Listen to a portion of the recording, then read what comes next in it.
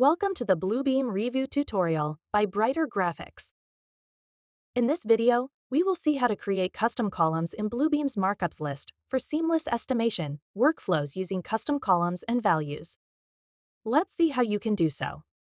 After opening Revu on your desktop, you will find it empty and gray out if you go to your Markups List without opening a drawing. Let's open a recent drawing from the archives. Here, you can see we have 2 markups and 1 measurement applied to this PDF. Now, if you go to the Markups list, you will find your Markups list populated with the data from these markups and measurements. For this volume measurement, you can see values for various numeric columns, including the volume, width, length, and height. And there are some other columns with additional information like author, date, subject, and status.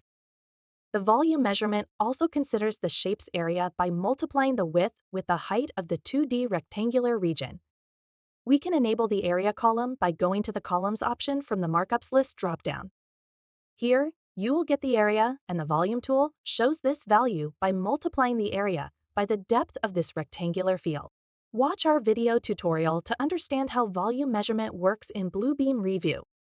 Now, we will find the density of material filled in this rectangular field by using custom columns for mass and density. Now, create a custom column by going to the Manage Columns option under the Columns section of the Markups List dropdown. Now, in the Manage Columns dialog box, go to the Custom Columns tab here. Click the Add button to add a new custom column. Let's create a custom column mass to include a mass of our desired material, like concrete, in our estimation. Set the type of your column to number so Revu doesn't consider it a string value and deals it as a numeric one. You can also set limit to this numeric value in this column. Next, click OK to create a custom column for mass. And your newly created column will be automatically enabled and start showing in your Markups list. You can also uncheck to disable it from Markups List columns.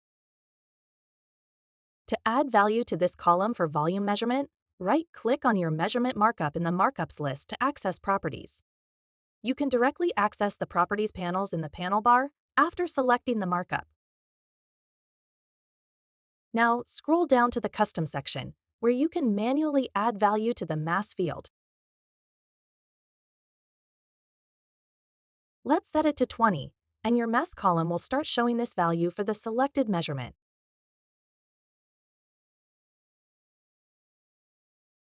However, this is only a magnitude and does not specify a unit of measurement.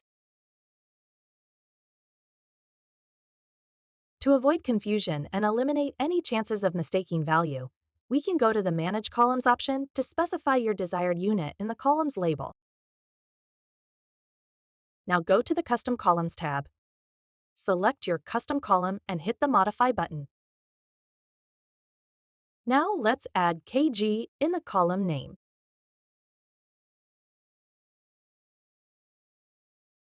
Once you are done, click OK. And here, the column name changes to mass in kg. Now, let's create a density column with a formula that will take values from the volume and mass columns. In the Custom Columns tab of the Manage Columns section, click Add. Let's call it Density.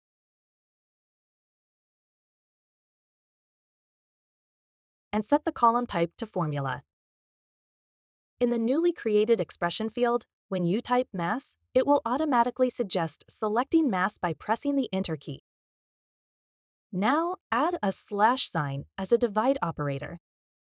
Then, add the volume field as the denominator. Remember that the column names in the expression field are case-sensitive. Once you are done, click OK. Resize and adjust the columns to bring them within the screen limit. Now, here you will have a density column, which calculates a density by taking values from mass and volume columns. This is it for today. Don't forget to watch our detailed video on volume measurement in Bluebeam Revu. For more Bluebeam tips and tricks, stay connected with Brighter Graphics. your go-to partner for all things Bluebeam, digitizing construction since 2003.